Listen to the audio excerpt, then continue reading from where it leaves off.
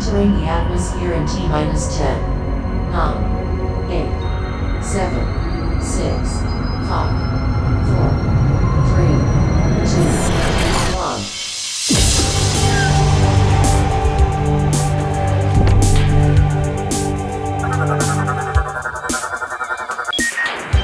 Hello everyone, welcome to the Omega Metroid podcast from OmegaMetroid.com. My name is Andy Spiteri, joined by Doominal Crossing. Doom, what's going on, man? How are you? Pretty good. It's been a heck of a week as a Doom fan. You see me wearing my Doom shirt right now. QuakeCon was recently this week, and we got a ton of new Doom info. We got brand new enhanced editions of Doom 1 and 2, now with 16-player online co-op.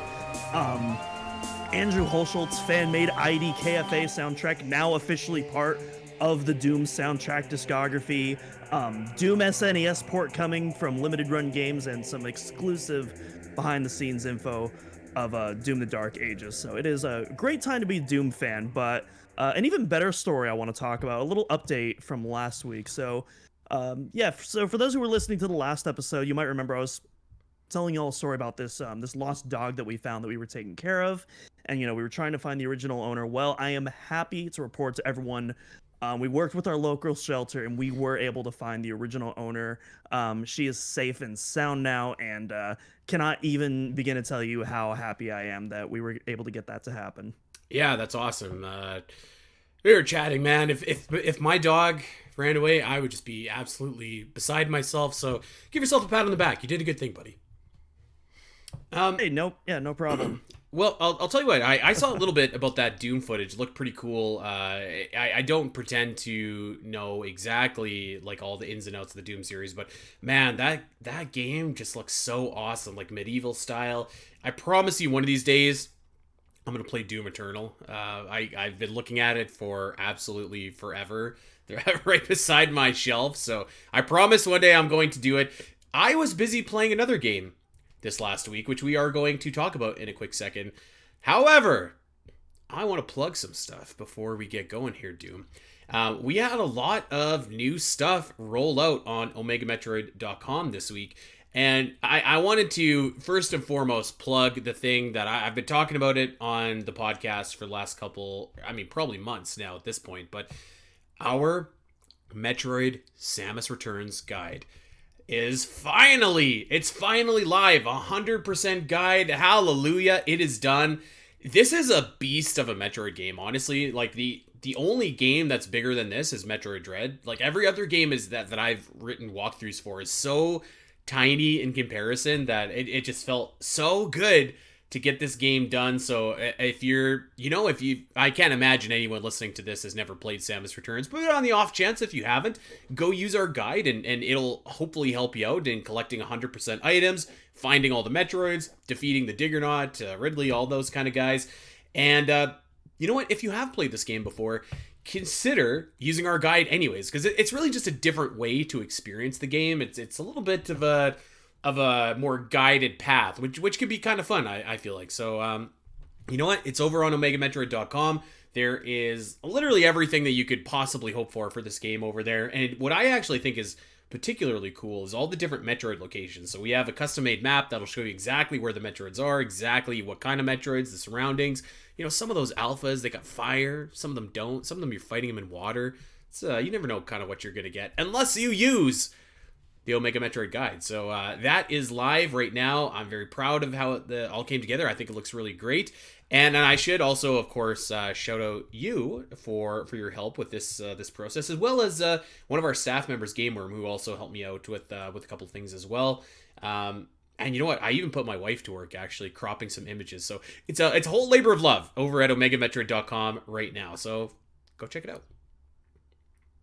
Proud of like all the work that we've done throughout all these guides, and this year in particular we've already gotten 2 pretty substantial guide updates, and no promises. We might have a third one coming hopefully before the end of the year, but we'll see about that. We'll have a third one coming before the end of the year. I will confirm that. I don't know if it's going to be like completely expansive, but I'll let everybody know. we're working on a multiplayer guide for Metroid Prime Hunters, and we're gonna try and get you all the best information about that game. So, and I want to revisit that in a second, but I got some more shilling to do. Because that's not the only guide that just came out here. We have our first ever 100% video walkthrough over on our YouTube channel, and for that is for Metroid Dread. So you're gonna find timestamps for every single location in the game, every single missile location, energy tank, boss fight, power up, you name it, it's there. This was put together by one of our new staff members who ironically is also his screen name is named Doom. So he's Doom GC, Dominique. Very cool fellow Canadian actually, so shout out to him. He did a great job getting this together. Doom, you certainly put the polish on it, the finishing touches.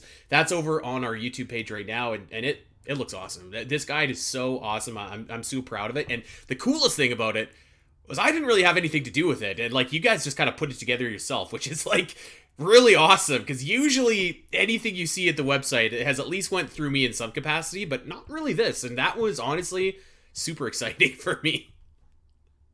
Andy, you're just like, oh my gosh, I can actually take this load off my shoulders for once. it was pretty cool, man. It was pretty cool just to have it like done, and everybody kind of did their own thing, made it happen, and not only that, but I mean, it just like it looks awesome as well. So yeah, that's what we got going on over at Omega Metroid right now, the website and the YouTube channel. So if you're in the mood to give, you know, Samus's adventures over on SR388 or ZDR another spin, hey, try and use our guides to help you out, make your life a little bit easier. Yeah, I will say, you were talking about Hunters, about the guide that you're trying to get out this year. I was talking about Metroid Prime 2 Echoes, so potentially, and again, we'll see, potentially we might have 4 guides, but again, no promises. No promises on that. That would be a beastly guide to write. That I know, but we're gonna have something for Hunters, which is appropriate actually, because, well, that's what we're talking about today is Metroid Prime Hunters. So whenever I work on a guide, the ending stretch is, you know this, Doom, it's always the worst. Like just putting the finishing touches on it, all the little things that nobody thinks about in terms of like just linking everything and cropping it, like all that kind of boring stuff.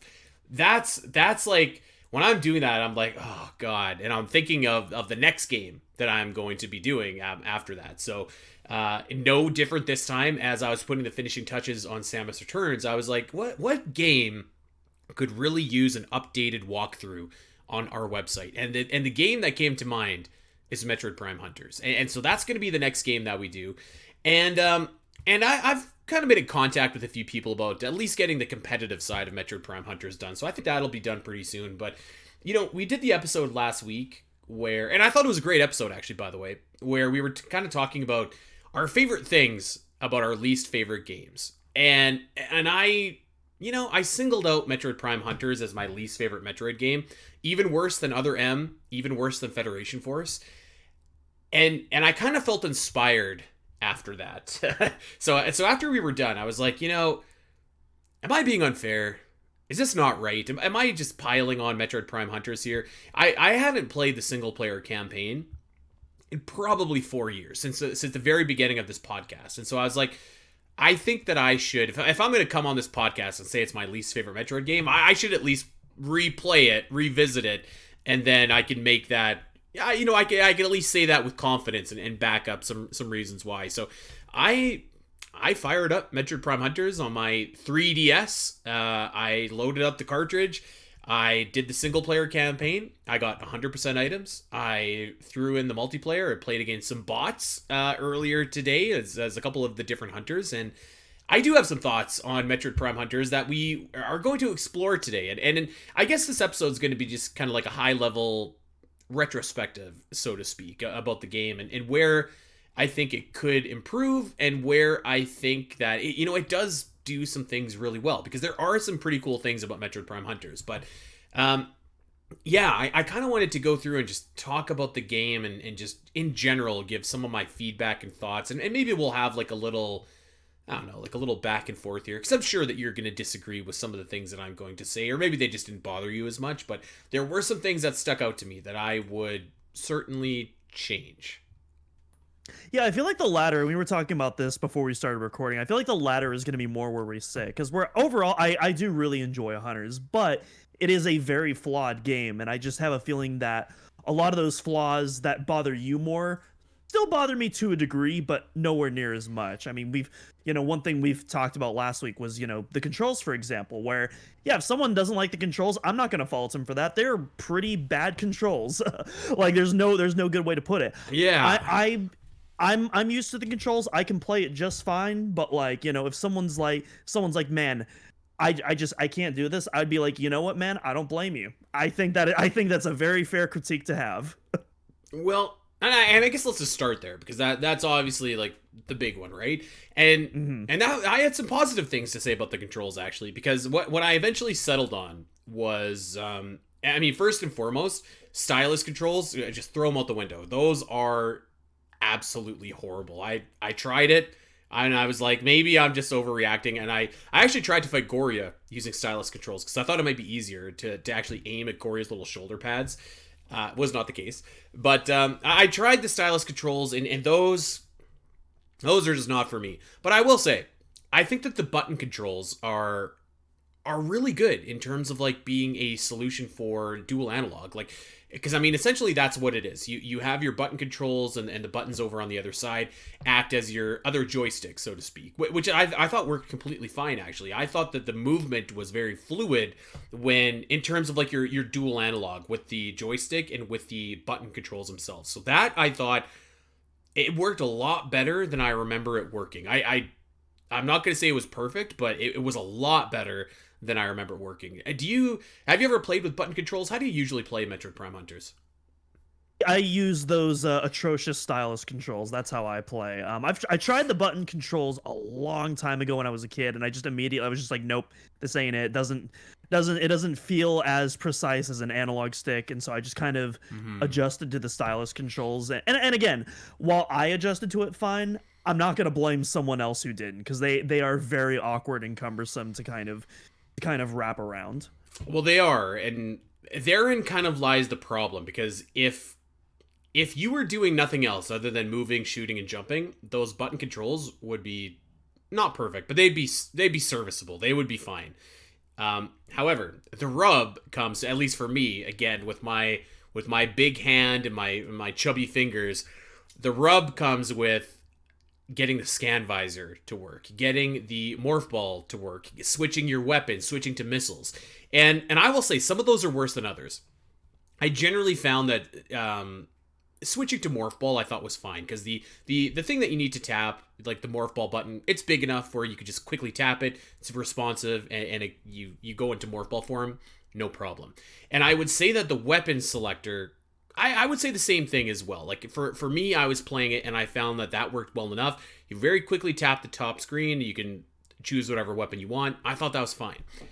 However, man, the scan visor is tough. That was tough if you're playing with button controls and no stylus, because you have to hold down the scan visor in order for it to actually get pulled up, which is extremely cumbersome because the button that you press for the scan visor is very, very small.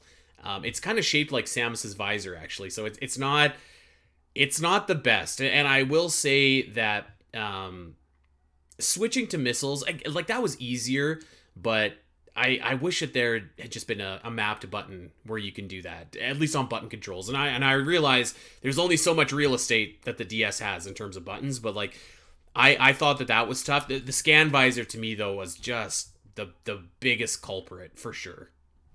Yeah, and if you're playing without the stylus and you're just using your thumbs, like it means you have to like reach all the way into the center of the screen to get that missile and that scan visor. And so I could definitely see how that can be like a big issue in that game. It was tough. Yeah, it was definitely tough, but I will say I don't think that the controls alone like ruin the game. I could power through that. I kind of came away from my replay of Hunters like with some good news and some bad news. My good news was like I don't think that the controls are like as brutal as I'm remembering.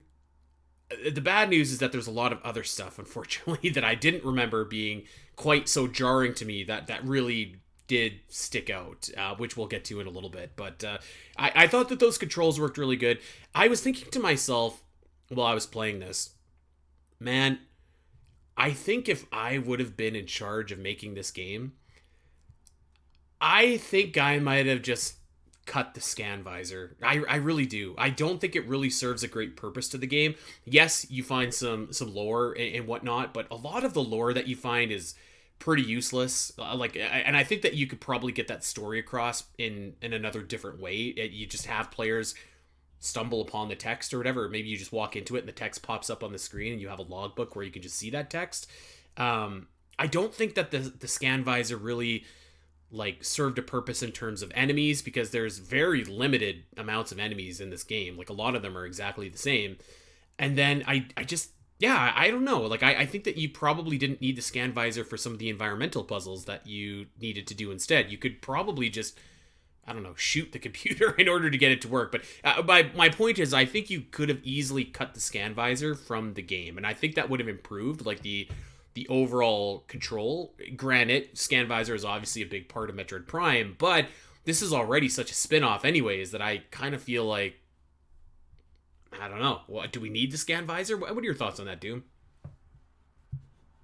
I kind of indifferent. Like I think because on one hand I do agree the scan visor is pretty important, and while obviously it doesn't serve as great of a function as this game, I think as someone who enjoys, you know, those lore building elements of Metroid, you know, those very finite details that no sane person would like ever care about, you know, I do care about like, oh, what is the exact centigrade of like the, you know, this room that's lit by lava, you know, I am the guy that like gets really into that nitty gritty stuff. And so having, you know, the scan visor to allow, you know, developers to like put in all this, you know, extra spice and whatnot, you know, I get a kick out of it. But at the same time, I can understand, you know, especially again when you're playing with that mode and, you know, accessing the thing is so cumbersome to begin with, I can definitely see how it can be a detractor from the experience as well.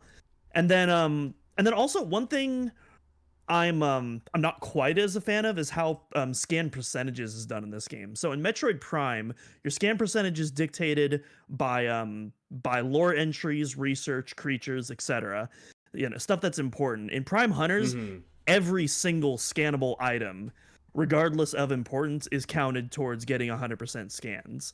And so if you miss like the one random scan about like, hey, this one specific wall has a slight crack in it, you don't get 100%. And unlike you know, Metroid Prime 3 and Trilogy, which let you replay the game with those previous scans, you can't do that at Hunters. So once you restart a file, you have to scan all over again. So that I'm not quite as big of a fan of. But Yeah.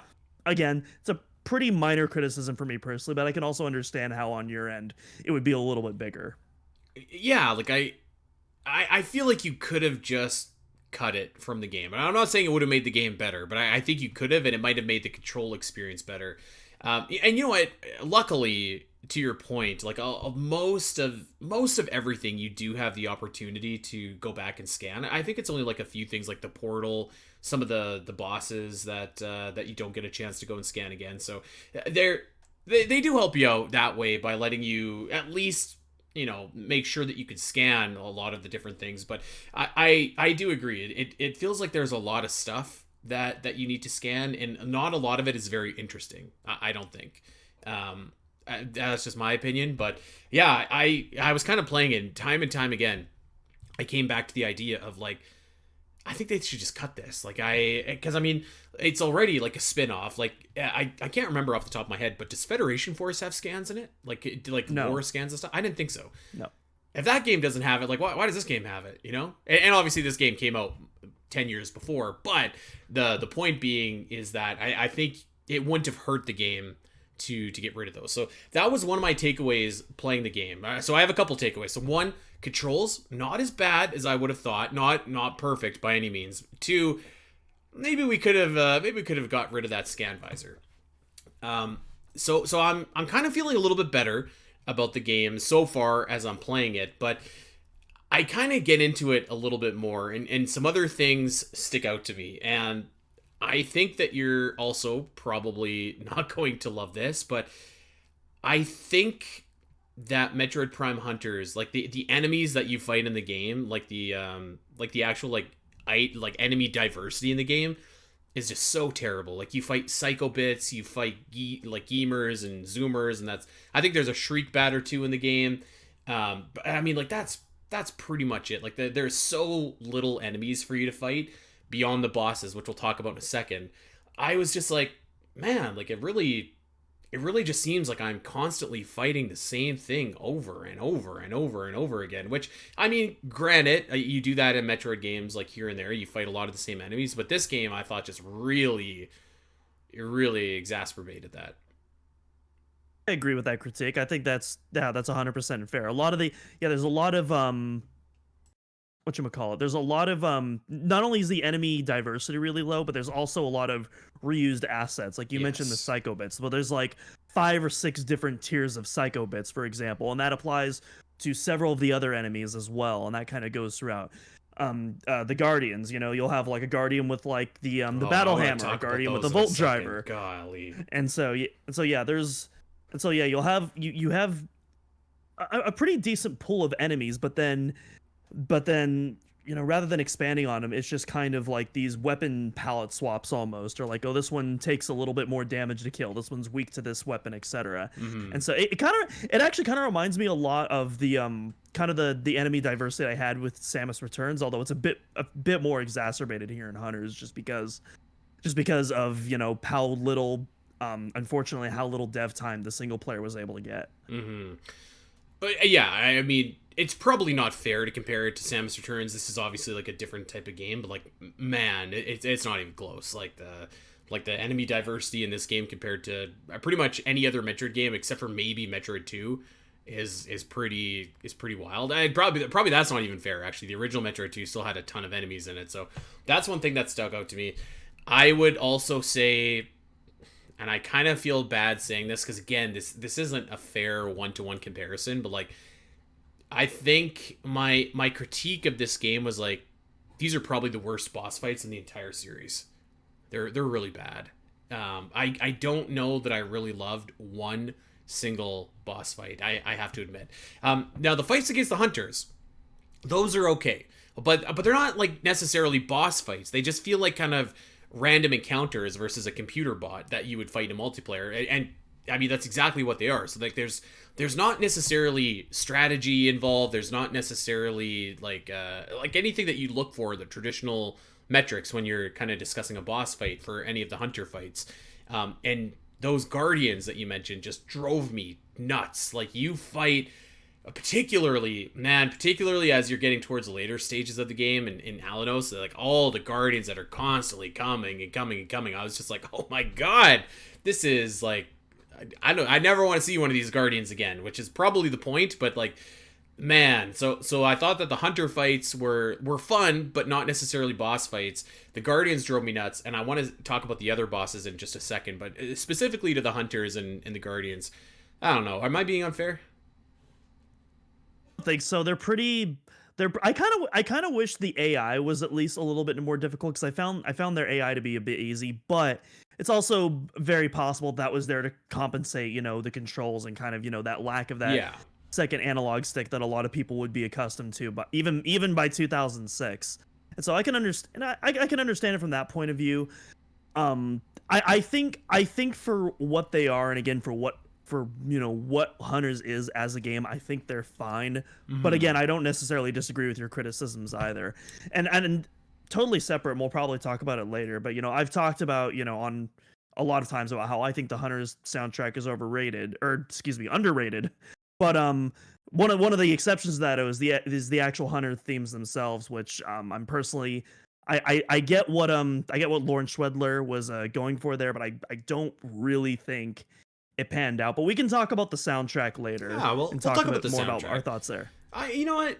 Yeah, we'll talk about the soundtrack, but I don't feel like I have too many bad things to say. But you're right. Like, the Hunters are like mini encounters. It'd be more accurate to call them an encounter rather than a boss fight, which I think is fine. And like, I do think that it's kind of cool, as we've talked about before, that you can go back to a planet and some of those Hunters just pop up randomly, and you're just like, oh no, I'm ambushed. And I think it would work to much, much greater effect if they didn't just spam that idea so much with all of the Guardians, because like, There are so many instances in this game where all the doors are locked. There's just a bunch of these lame looking guardians running around, and sometimes there's like 3 or 4, and you got to kill them before you can get through the door, which is just like it's just a really big pacing killer for me. Like it's a good idea to have these random encounters, but it's a bad idea to have them so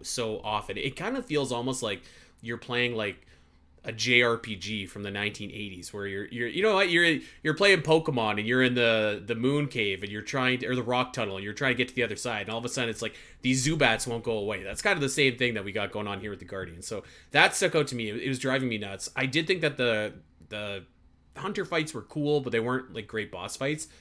However, I think, like, specifically, I'm going to shout out this abomination of a boss fight here.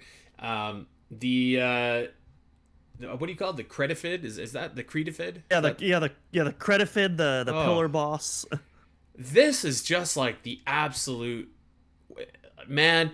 This is one of the most terrible boss fights in the series, and unfortunately, you got to fight this thing 4 times, and it's already kind of like not great boss fight as is, but like what makes it so much worse is that you need to crank your neck up to look to the top of this thing.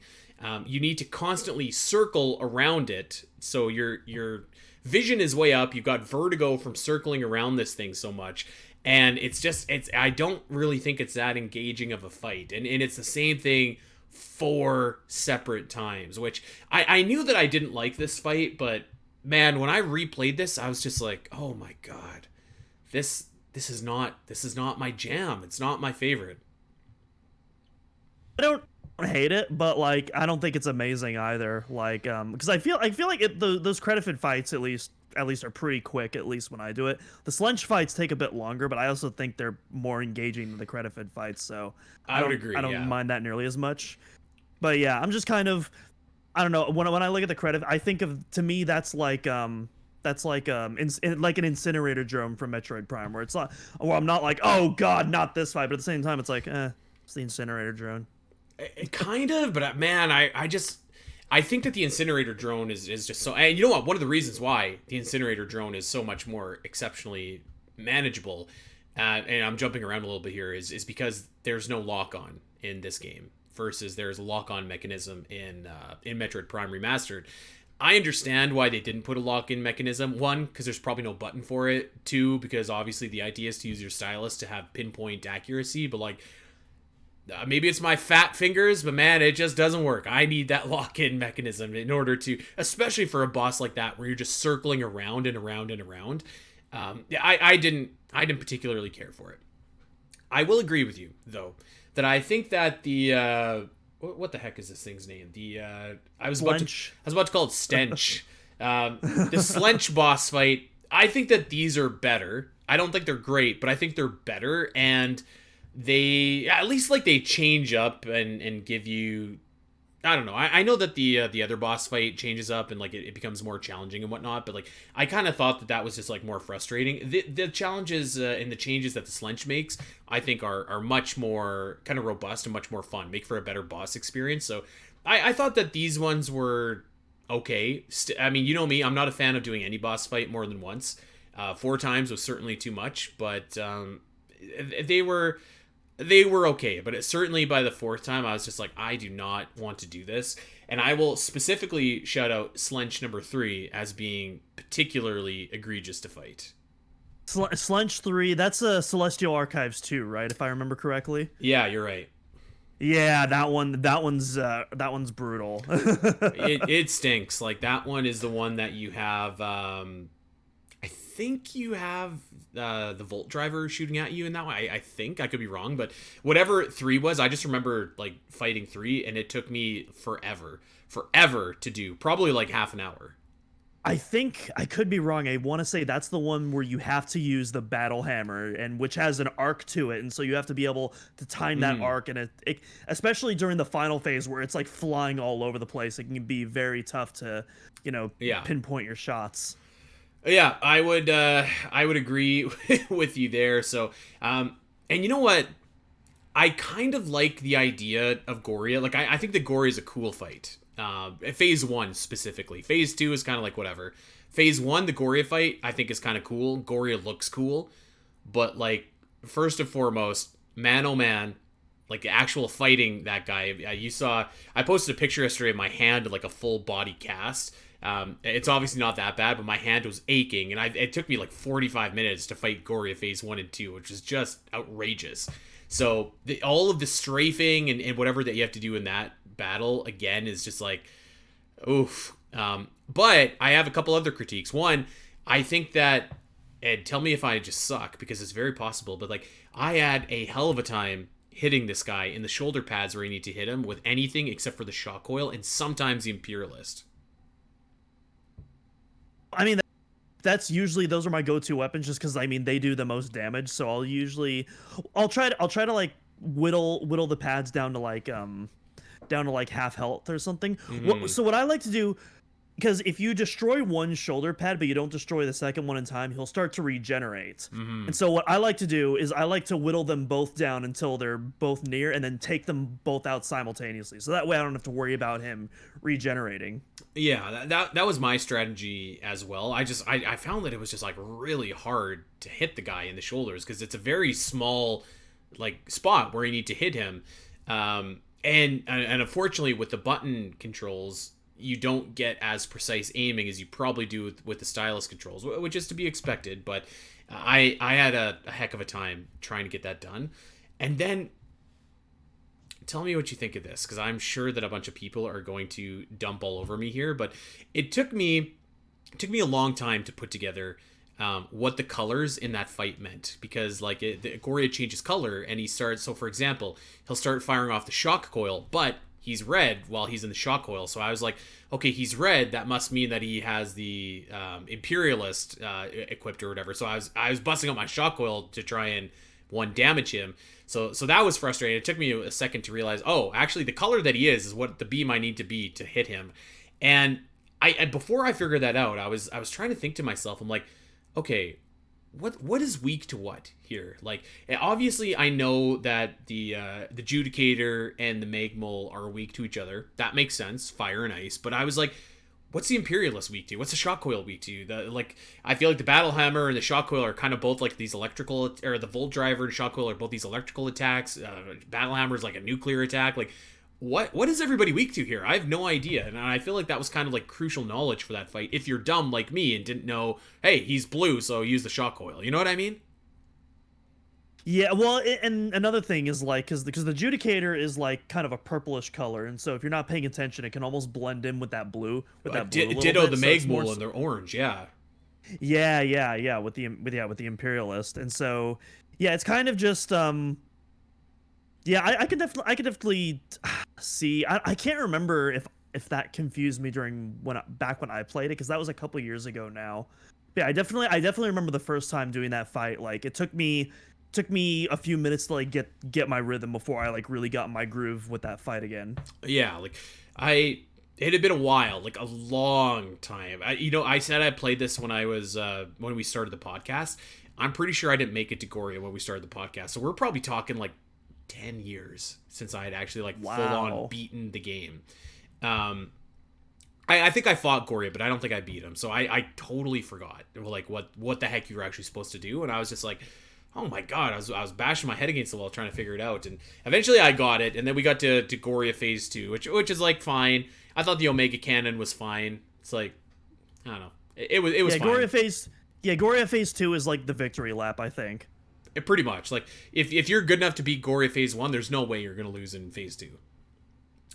It was kind of like a Metroid Prime battle, like the battle against Metroid Prime specifically in the first game, but I thought like obviously a little bit worse. That's probably the best battle in the game, but I still don't think I'd put it very high on my list of like, wow, Metroid boss battles. You know what I mean? Yeah, I think I'd agree. Yeah, there's no like real spectacular battles in Hunters. Even Zero Mission, there's a couple in Zero Mission. Yeah. Like Mother Brain or like the Chozo Ruins test that were like, hey, you know what? These are actually pretty cool. Nothing in Hunters is really going to touch that level. For me personally, I still really like the concept of the Slench at least. So I would give that like maybe a 3.5 out of 5. But like even then, it's not Yeah. not like an exceptional rating on my part. No, and like I feel like that's probably fine. I'd give Goria like a 3 out of 5 if I was feeling generous, but that was one of the big things when I put the game down. So we're keeping tally here. So the controls, I was like, they're not as bad as I thought. And then I was like, well, some of them actually are pretty bad, the touchscreen ones. And then I was like, well, we could get rid of Scan Visor, I think. And my other takeaway was, man, these boss battles, they're no good. They're no good. So those are my couple takeaways here, but I had some more. And then let's just kind of keep on going all over the place here. I didn't think the music was great, but I didn't think it was bad either. It was kind of it was like Federation Force music. It was fine. There's a couple tracks that sound pretty cool. I think Arterra sounds cool. I think VDO sounds cool, but yeah, Celestial Archives here and there sounds cool. Other than that, I was like, yeah, these are okay. Like every theme I thought was like, it was fine. It certainly not something I would go out of my way to listen to, but it wasn't awful either, you know? That's fair. Again, I think Hunters is a pretty underrated OST, except for the actual namesakes, the Hunters themselves, which I didn't really. Again, I thought interesting concept how you basically have this bass melody that's present throughout all the actual Hunter battles, and then you have unique instrumentation for each of the Hunter that plays like special themes or has synth patches that kind of dictate their atmosphere and their tone. And I thought that was an interesting concept, but the execution, it just kind of in practice just kind of muddied everything together and just made them all sound just a little bit too similar for my tastes. And so I think it's like, yeah, and so I think the actual Hunters themes themselves didn't work for me, but like the rest of the soundtrack I really enjoy. The menu theme is awesome. I love menu theme's great. Yeah, I love the Celestial Archives theme. The Slench theme is actually really cool in particular because so most of the time signatures in the Metroid score are scored in 4/4. Ridley's theme is one of the exceptions, which is I want to say 7/4 or 7/5. What is it? What does that mean? Theme, explain that to me. What does that mean? So a time signature is basically your beats per measure, and so it dictates like, hey, each measure is going to have 4 quarter notes, and those are going to be your beats. That's going to be a 4/4 time signature. So 1, 2, 3, 4. That's a 4/4 time signature. You have 4 beats per measure, and those beats are represented by quarter notes. 1, 2, 3, 4. Got it. Whereas if we did a 7/4 time signature, one measure would be dictated by 7 quarter notes. 1, 2, 3, 4, 5, 6, 7. And so Ridley's theme, it's 1, 2, 3, 4, 1, 2, 3, 4, 1, 2, 3, 4, 1, 2, 3, 4. And so that's like an example of like Ridley's time signature. And the Slench theme shares that exact same time signature, which I just, as a music geek, I just thought that was really cool because like same as otherwise like the only exception to that rule until Slench. Well, there you go. That's one thing I didn't pick up on, but I will say I was pretty neutral on the soundtrack. It was fine. It wasn't great. And I guess if we're like talking about a Metroid soundtrack, we should be going for great. But I didn't. I thought it was fine. So that was one thing that I had a takeaway for. And you know what? The other thing I had a takeaway for, which I actually appreciated this, is that I think for the type of single player campaign that this game is, I thought that there was like an appropriate amount of expansions. There was nothing too crazy. Like there wasn't a ton of them. So there wasn't too little, but I don't think there was too much either. I thought that they actually did a pretty good job right in this sweet spot. 7 energy tanks. I think there's like 10 missiles expansions or something like that. Similar universal ammo expansion. And I thought that most of them were like accessible enough to find, like easy enough to find, particularly the energy tanks, which you really, really need. Like I could not imagine doing Goria with anything less than 7 energy tanks. That fight was tough.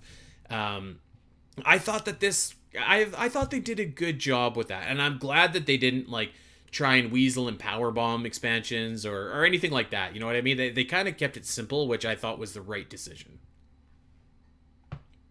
thought it was really cool because Hunter's campaign is a bit different, where like the only upgrades you're collecting is like new weapons. You're basically playing the game as like multiplayer Samus. It's not like your traditional Metroid game where you're getting all these movement upgrades as well. Pretty much all, and the few movement upgrades you do have, like like your boost ball, for example, you just have that at the start of the game. It's not something you collect. Yeah. It's not required to like progress through the adventure.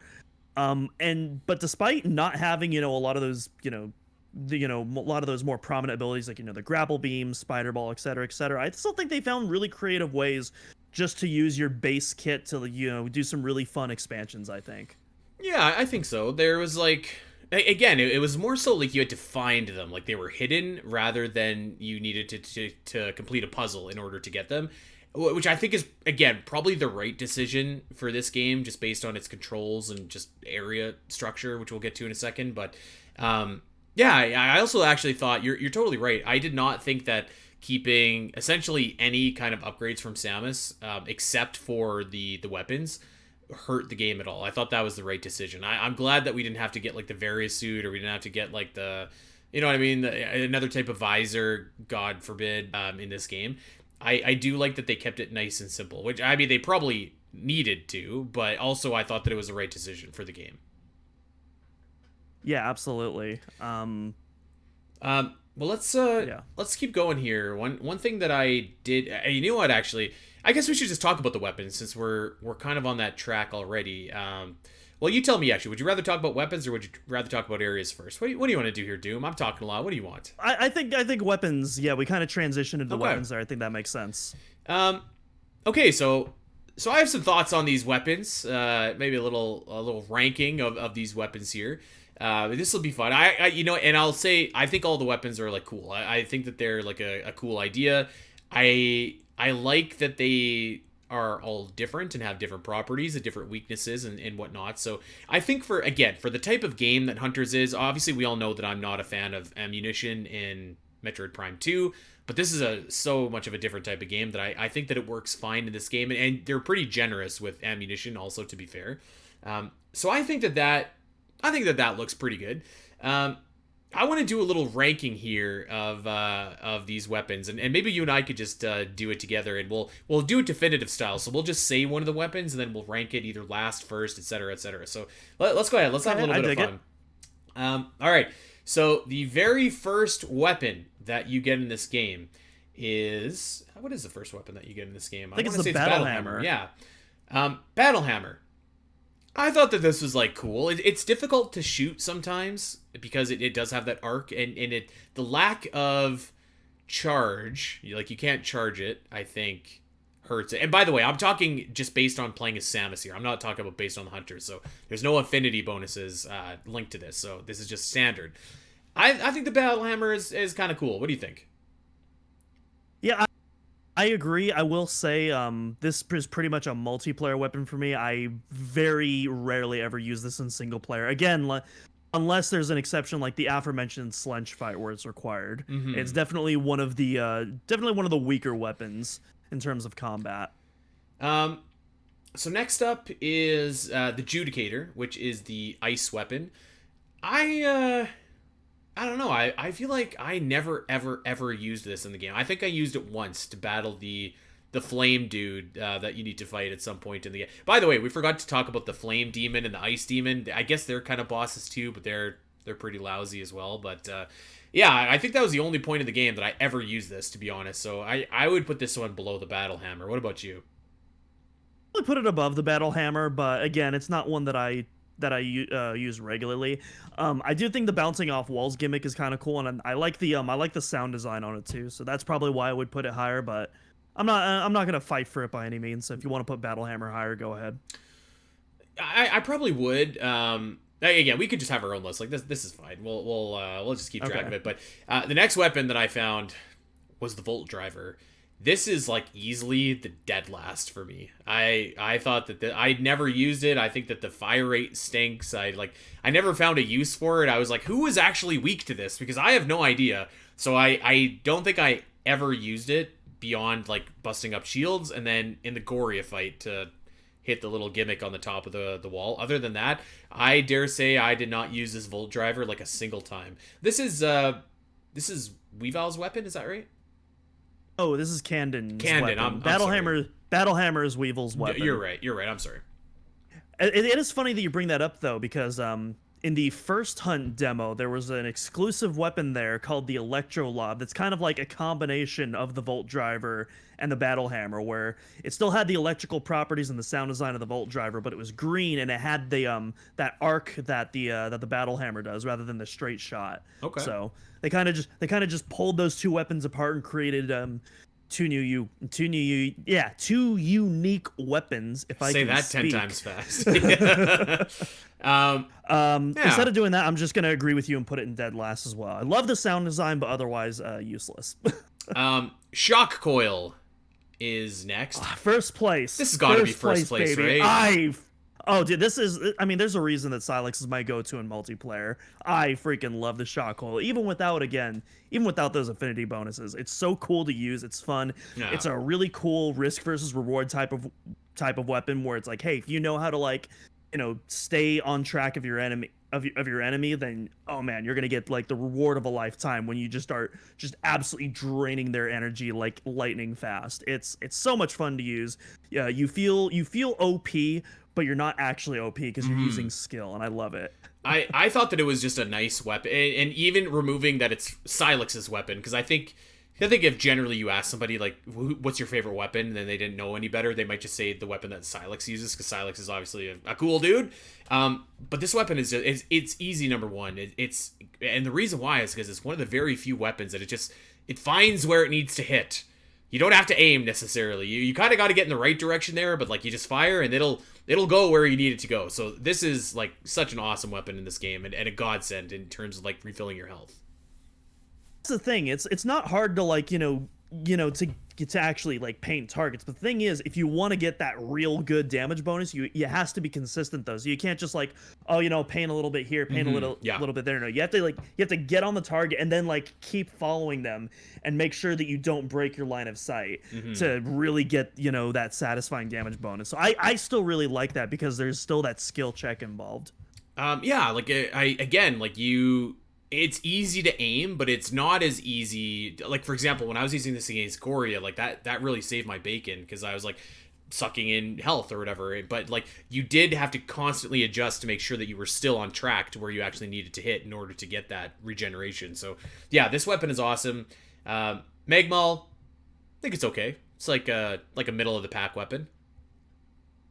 It's pretty cool, but like outside of its arcing abilities and it doesn't really have anything that unique that the plasma beam from Prime doesn't already do better. And so I don't know. I'm not going to put it as low as the Volt Driver, but I'm probably going to put it just a hair above. Sorry, Spire fan. I would probably put it... I'd probably put it definitely above the Volt Driver, and I'd probably put it above the Judicator as well. Maybe not. I don't know, actually. They're like almost side by side.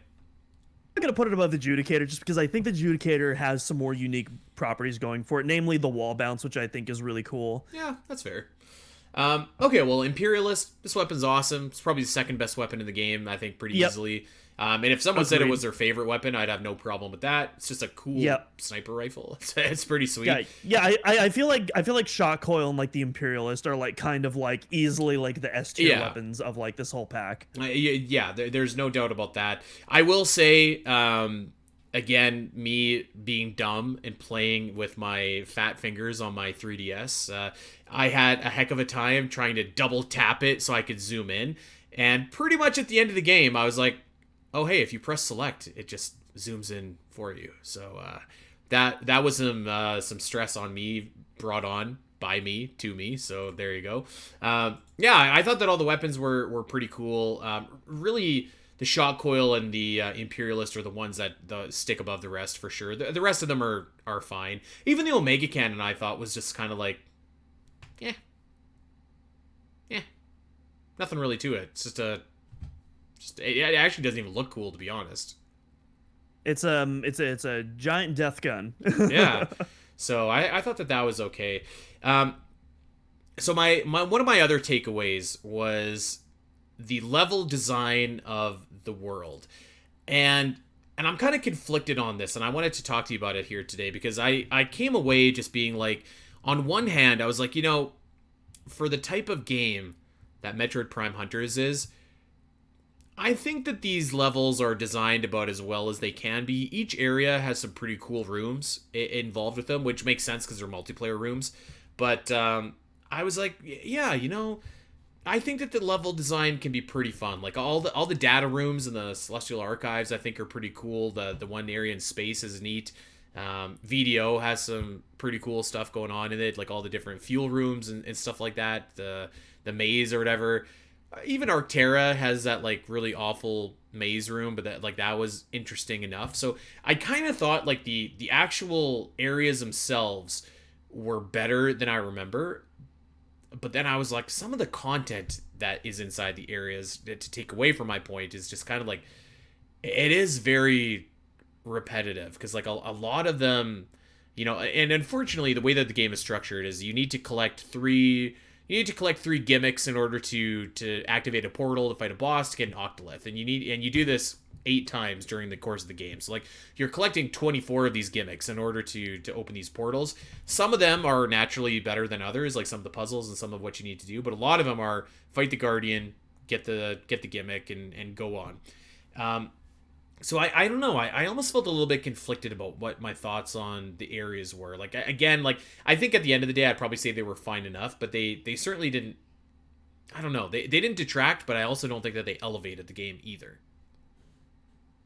Yeah, I generally really like the areas in Hunters, and I think it depends. I think the enjoyment that you're going to get is how much you prioritize gameplay versus like the actual world building and the art direction. Because if you're just looking at the raw numbers of the gameplay, I mean, I think it's fine for what it is, but obviously, the game, the single player gameplay of Hunters obviously isn't going to touch like the games of the main Prime games. It's not. It's a whole different level there, but I think it's fine enough. But what I really like, again, when I was talking about this earlier, is just that world building and that art direction. Like, I think for a Nintendo DS game, I mean, they pack so much into these. I mean, we were just talking about VDO earlier in the Battle Hammer. That Battle Hammer room with like the destroyed like artificial brain jar and like that Pretty morph cool. ball tunnel you go through.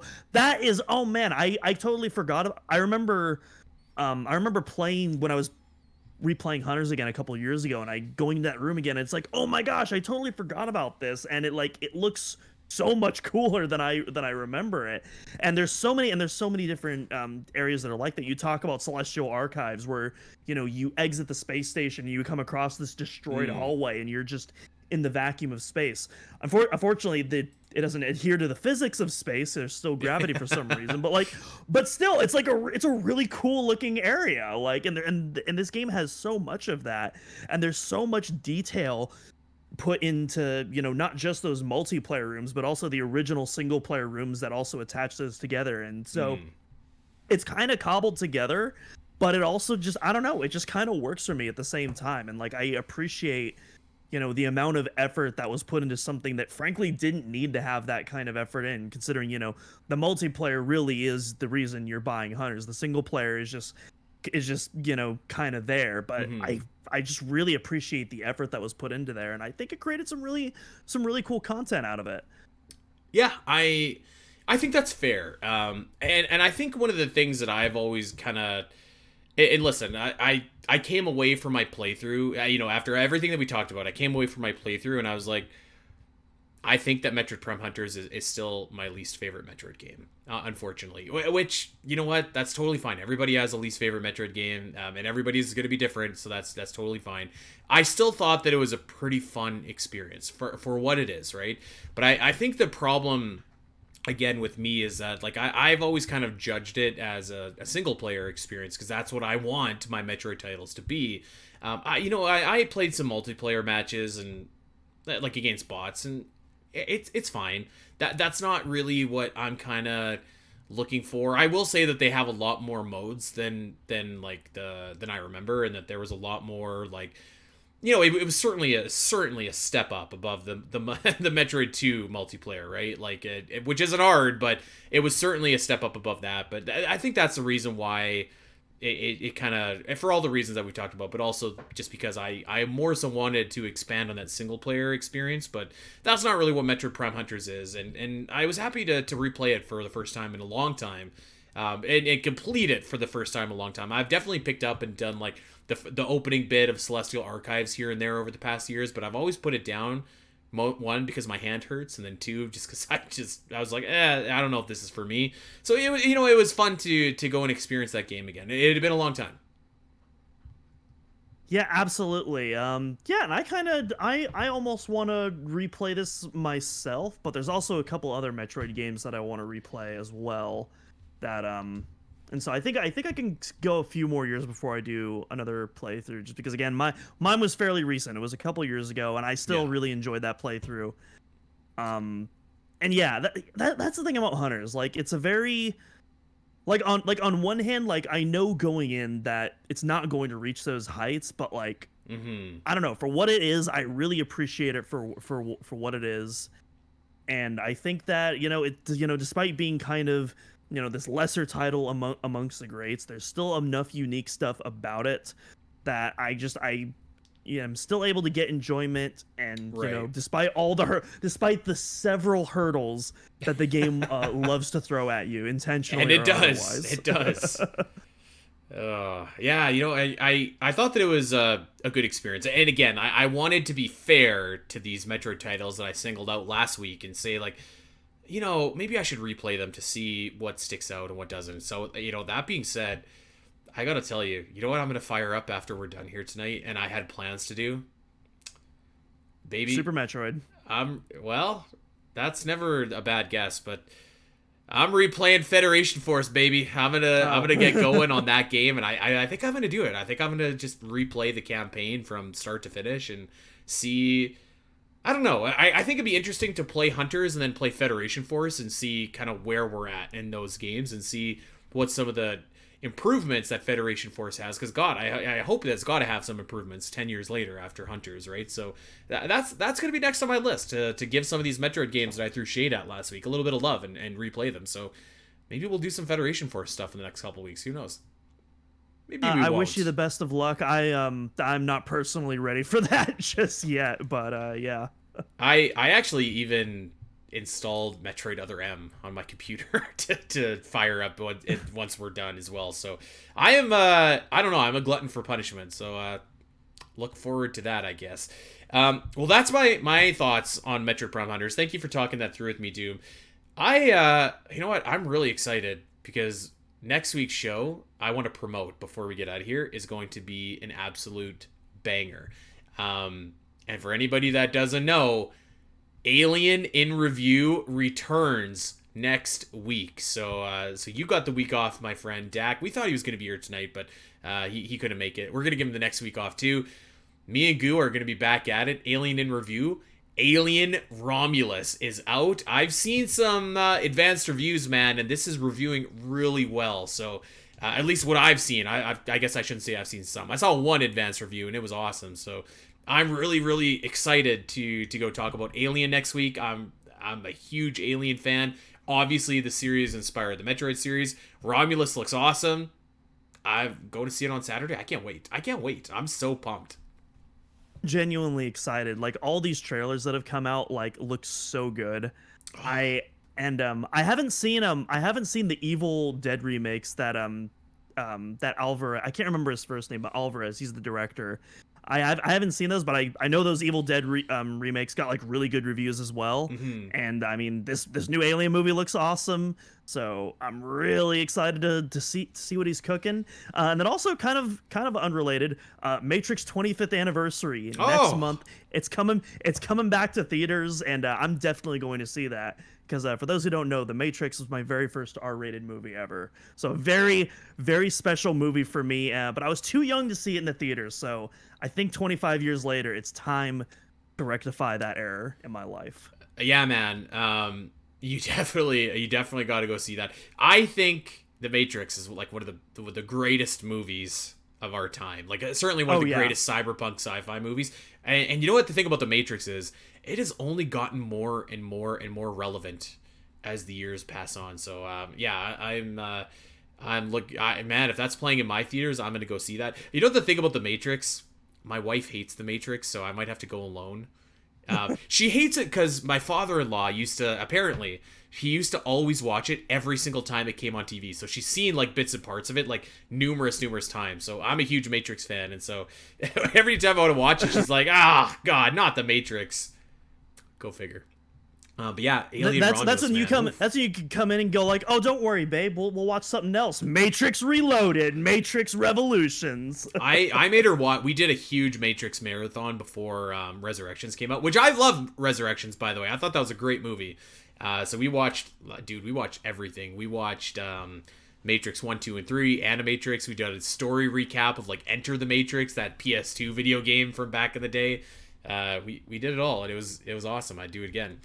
But yeah, the Alien in Review returns. I'm really stoked about that. I'm really pumped for Romulus, and like I said, the full reviews drop tomorrow. So by the time you're listening to this, early reviews for Romulus will be out. So everything that the pre-reviews that I've seen have been really, really good. People can't say much right now, but everything has been really positive. So man, I'm stoked about this.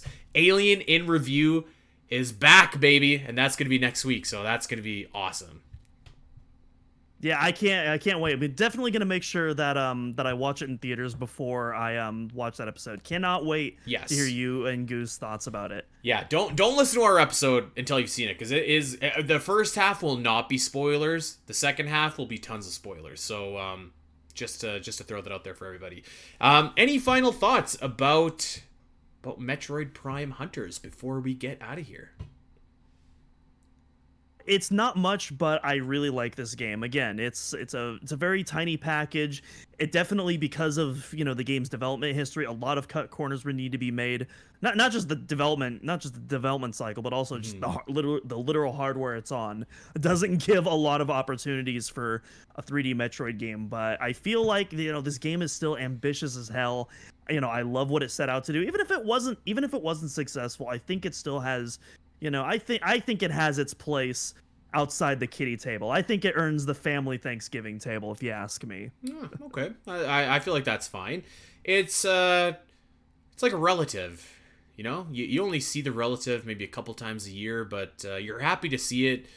But then you're happy it kind of went back home after everything's done and dinner's over. So, yeah, there you go. That's Metroid Prime Hunters. We are going to have some more stuff for Metroid Prime Hunters on the website, specifically regarding the multiplayer, how you can play multiplayer in 2024, how you can set up mouse and keyboard controls, we're going to have all of that kind of stuff over the next couple months, so keep it locked in there. I don't know, maybe we'll even do like a tournament or something if we can figure out how the heck it works, because I tried last night and I didn't have a good time with trying to get the controls set up, but we're working on it, so stay posted to that. That is going to do it for us for this week. So we are going to get out of here. Of course, we want to encourage everybody to check out OmegaMetroid.com. We have a ton of new guides, as we mentioned at the very beginning. Samus Returns, Metroid Dread video guide. Check us out over there. Subscribe to our YouTube channel. There's going to be a ton of more video guides that are going to be uploaded here over the next couple of weeks and months. So make sure that you are locked into that. And hey, you can see our faces as we do this episode as well, if you wanted to check that out. Like and subscribe wherever you get your podcast. Leave us a review, too. That'd be really awesome. We'd really appreciate that. Helps other Metroid fans find our podcast, so if you're feeling generous and want to throw some stars our way, 5 is my favorite number, so just throwing that out there for everybody. Check us out over on Patreon, patreon.com/SPNet. We are in the midst of the Great Metroid Area Rankings, so that is going on right now. And then lastly, of course, give us a follow if you're over on Twitter or Blue Sky at OmegaMetroidPod, at Spiteri316, at DoomIt'llCross. That, my friends, is going to do it for us. So until next week, Alien Romulus. Alien in Review returns. So we will see you then, my friends. Can't wait.